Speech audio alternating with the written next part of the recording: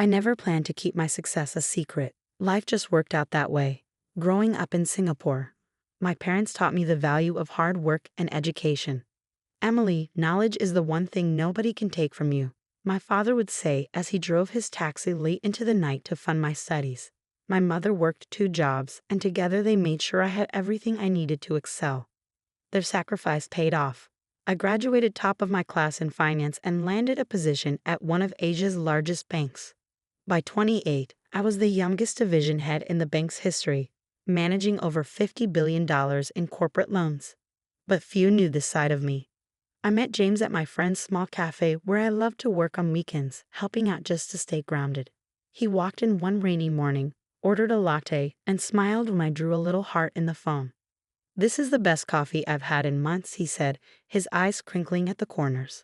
"The secret is making it with care," I replied, wiping down the counter. He came back every weekend after that. We talked about everything: his work as an architect, his dreams of designing sustainable buildings, his close relationship with his family. I found myself looking forward to our conversations, enjoying how he saw me for who I was, not what I owned. When he finally asked me out, I said yes without hesitation. Our first date was at a humble hawker center, sharing plates of char kway teow and laughing about nothing in particular. I fell in love with his kindness, his integrity, and how he treated everyone with respect, regardless of their status. "My family's a bit traditional," he warned me before our first dinner with them. "They can be judgmental about status and career."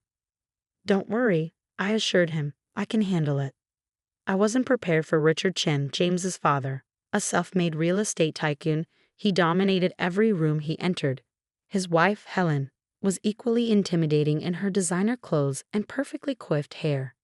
James's sister, Victoria, took after their mother, down to her dismissive glance when I mentioned working at a cafe. "A cafe?" Richard's voice boomed across the dinner table. "James, I thought you said she went to university." "She did, Dad. Emily has a degree in—" Clearly not putting it to good use, Richard interrupted. "In this family, we believe in ambition. Excellence. Not serving coffee." I saw James's face redden, but he stayed silent. Helen touched her pearl necklace, a habit I learned meant she was about to deliver a carefully crafted insult. "Dear, perhaps you could help Emily find a more suitable position. The cleaning company we use is always hiring." Victoria snickered. "At least she'd have health insurance." I maintained my composure, years of high-stakes negotiations serving me well. "I enjoy my current work, but thank you for your concern." The rest of dinner passed in a blur of subtle digs and patronizing advice. James apologized profusely on the drive home. "They'll come around," he promised. "They just need time to know you." But they did. Over the next year, as James and I grew closer, his family's disdain only intensified. Every family gathering became an exercise in endurance. Richard never missed an opportunity to remind everyone of my humble station. Helen orchestrated seating arrangements to keep me far from important guests. Victoria openly suggested James find someone more appropriate. When James proposed, their reaction was predictable. "A cafe worker," Richard exploded. "Have you lost your mind?" "Dad, I love her." James stood firm. "Love won't maintain our family standing," Richard shot back. "If you marry her, don't expect any support from me." But James chose me. We had a small, beautiful wedding, without his family present. Months passed. I continued my weekend cafe shifts, finding peace in the simple work while managing billion-dollar deals during the week. James respected my choice to keep my career private, understanding my need to be loved for myself, not my position. Then came the annual Chen family reunion. "We have to go," James insisted. "They're still family." I agreed, hoping time had softened their hearts. I was wrong. The reunion was held at Richard's mansion, a sprawling estate that screamed old money. The moment we arrived, I felt the familiar weight of judgmental stares. "Oh, the cafe girl still hasn't found a real job." Victoria's voice carried across the garden. How persistent. Richard gathered everyone for his annual family address, champagne flowing freely as he boasted about the family's achievements. Then he spotted us. "Ah, James, come, tell everyone about your new project." His eyes slid past me. "And your wife can serve drinks. It's what she's good at, yes." Laughter rippled through the crowd. James opened his mouth to protest, but before he could speak, a commotion erupted near the house. Richard's secretary came running out, face pale. "Mr. Chen. Urgent call from the bank." "Not now," Richard waved her off. "We're celebrating." "Sir, it's about the emergency loans." "They're denied." Richard's smile faltered. "Impossible. I spoke with the division head yesterday." "No, sir. The new CEO is reviewing all major loans personally. They're requesting a meeting tomorrow." I felt my phone vibrate, my own secretary calling. I knew what this was about.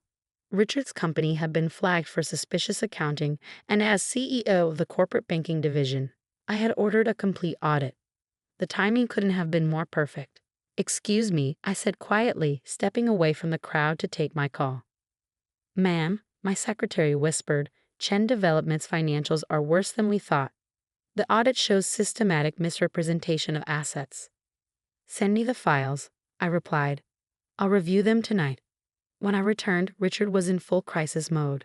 His face had lost its usual smugness, replaced by barely concealed panic. He was barking orders into his phone while Helen hovered nearby, wringing her perfectly manicured hands. Victoria sidled up to me, her voice dripping with false sympathy. "Looks like Daddy's company is having issues. Not that you understand business matters. More champagne?" I smiled politely. "No, thank you. But I do have a question. How's your position at your father's company?" She preened. "I'm Executive Vice President of Operations." "Interesting. And what exactly do you do?" Her smile faltered. "I oversee things. Important things. Like the shell companies in the Cayman Islands." Victoria's glass slipped from her fingers, shattering on the marble floor. Several heads turned our way. "I don't know what you're talking about," she hissed. "The ones hiding your father's debt? Or perhaps the inflated property valuations?" Before she could respond, Richard's voice boomed across the garden. "Everyone, party's over. Family emergency." As guests began to leave, Richard pulled James aside. "Son, I need your help. The bank, they're being unreasonable. Your architecture firm has good relationships with other banks, yes." James looked uncomfortable. "Dad, we're just a small firm. We don't handle those kinds of loans." "Useless," Richard exploded. "Just like your choice in wife. If I lose this company, it's on your head for bringing bad luck into this family." That was enough. I stepped forward, my phone in hand. "Mr. Chen, I believe we have a meeting tomorrow at 9 a.m. He barely glanced at me. "This doesn't concern you, coffee girl." "Actually, it does." I opened my banking app, displaying my executive profile. "I'm the CEO you'll be meeting." The silence that followed was deafening. Richard's face cycled through confusion, disbelief, and horror. Helen's pearl necklace clattered to the ground. Victoria looked like she might faint. "That's impossible," Richard stammered. "Emily Chen, CEO of Corporate Banking Division, Singapore United Bank," I stated calmly. "Your loan applications crossed my desk last week. The irregularities were concerning." James stared at me, mouth agape. "Emily? All this time?" "I wanted to be loved for who I am, not what I own," I explained softly. "You gave me that gift. Your family, not so much." Richard suddenly straightened, his businessman instincts kicking in. "Well, this is wonderful news. We're all family here. Surely we can work something out." "Family?" I echoed. "Like when you called me a gold digger at our wedding reception. Or when you told your business associates that James married beneath his station." Helen stepped forward, arms outstretched. "Darling, we were just protecting our son. Surely you understand." "I understand perfectly. You judged me, humiliated me, and treated me like dirt because you thought I was beneath you. Now you want my help." Victoria attempted damage control. "Emily, sweetie, we were just teasing. It was all in good fun." I turned to James. "Did you know about your sister's role in the company?" He shook his head. "She said she was handling operations. She's been helping your father hide debt and inflate assets. The audit shows years of financial manipulation." Richard's face turned purple. "Now see here. You can't just." "I can and I will," I interrupted. "Tomorrow's meeting isn't about loans. It's about fraud investigation." The color drained from his face. "You wouldn't dare. We're family." "Family?" I laughed softly. Let me share some wisdom from my father, the taxi driver you mocked at my wedding. He taught me that true family supports you, believes in you, and loves you regardless of your status. You've done none of those things. I took James's hand. The authorities will be contacting you tomorrow. I suggest you get your lawyers ready. As we turned to leave, Helen called out desperately, "Wait, what about Victoria? She was just following orders." I paused at the door. Actions have consequences, Helen. Victoria chose to participate in fraud. She'll face the same investigation as everyone else. The drive home was silent. Finally, James spoke. "Why didn't you tell me? Would you have treated me differently if you knew?" He thought for a moment. "No, I fell in love with you, not your job." "That's why I fell in love with you too." I squeezed his hand. "I'm sorry for keeping this from you. I just needed to know our love was real." "What happens now?" I sighed. "Your father's company will be investigated. With the evidence we have, there will likely be criminal charges. Victoria too, if she's implicated. And us. That depends. Can you handle being married to a woman who makes more than your entire family combined?" James laughed, the tension breaking. "I think I'll manage, but no more secrets." "No more secrets," I promised. The next morning, the Chen family empire began to crumble. Richard arrived at my office precisely at 9 a.m., flanked by his lawyers. Gone was the arrogant tycoon. In his place sat a man who finally realized he wasn't the most powerful person in the room. The audit revealed systematic fraud spanning 5 years, I stated, sliding the report across my desk. "Falsified valuations, hidden debts, shell companies. It's all here." "We can explain," his lawyer began. "No need. The evidence has been forwarded to the authorities." Richard leaned forward. "Emily, please, think about what this will do to the family name. Like you thought about my reputation when you told everyone I was a gold digger?" Before he could respond, my secretary interrupted. "Ma'am, the police are here." What followed was a media circus. Chen Development CEO arrested for fraud splashed across headlines. Victoria was taken into custody next, her designer handbag clutched to her chest as officers led her away. Helen had a very public breakdown at the country club. James stood by me through it all, though I knew it pained him to see his family fall apart. "They did this to themselves," he said one evening as we watched the news coverage. "You just exposed the truth." Weeks turned into months. The investigation uncovered more than even I had suspected. Richard had been running a complex scheme, using inflated property valuations to secure loans, then channeling the money through shell companies. Victoria had helped coordinate the fraud, her executive position nothing more than a front. The trial was swift. Richard and Victoria were both sentenced to prison. 8 years for him, 5 for her. Helen was spared criminal charges but lost everything in the asset forfeitures. One day, as autumn painted Singapore's gardens in golden hues, Helen appeared at my office. "I know I have no right to be here," she began, her designer clothes replaced by simple cotton.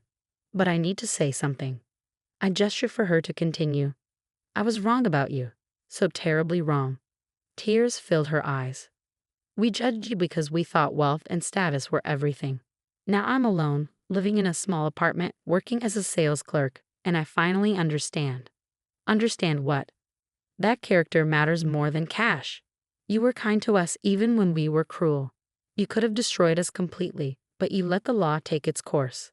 That's real class." I studied her face, seeing genuine remorse for the first time. "What do you want, Helen?" "A chance. Not to be close. I know I don't deserve that. But to apologize to you and James. To try to be better." 6 months later, we hosted a small dinner party. Helen came bringing homemade dumplings, a skill she'd learned in her new life. She was different now, humbler, more genuine. James was healing too, visiting his father and sister in prison, working through years of family dysfunction. As for me, I kept my weekend shifts at the cafe. Not because I needed to hide anymore, but because I loved the simplicity of making someone's day better with a perfect cup of coffee. One morning, a young woman came in, looking defeated. "Rough day?" I asked, drawing a heart in her latte foam. "My boyfriend's parents think I'm not good enough," she sighed. "Wrong background, wrong job." I smiled, remembering where my own journey began. "Let me tell you a story about family, pride, and what really matters in the end." Life has a way of teaching us its most important lessons. Sometimes it takes losing everything to understand what truly matters. Richard and Victoria learned this in prison. Helen learned it through humility. And I learned that being true to yourself is worth more than all the wealth in the world. James and I are expecting our first child now. We've decided to name her Grace, a reminder that sometimes the hardest situations deserve a measure of mercy. Helen is excited to be a grandmother, and even Richard, through his prison letters, seems to be reflecting on what kind of legacy he really wants to leave. The cafe still stands, a humble reminder of where our story began. Sometimes customers recognize me, the banking CEO who serves coffee on weekends.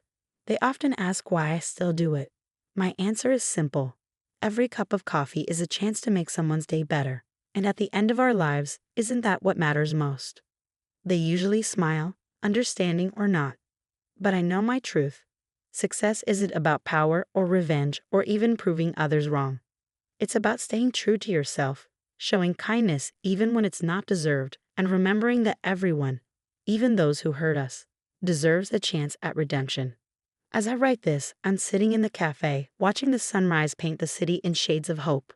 James will join me soon, as he does every weekend. Helen might stop by with her dumplings.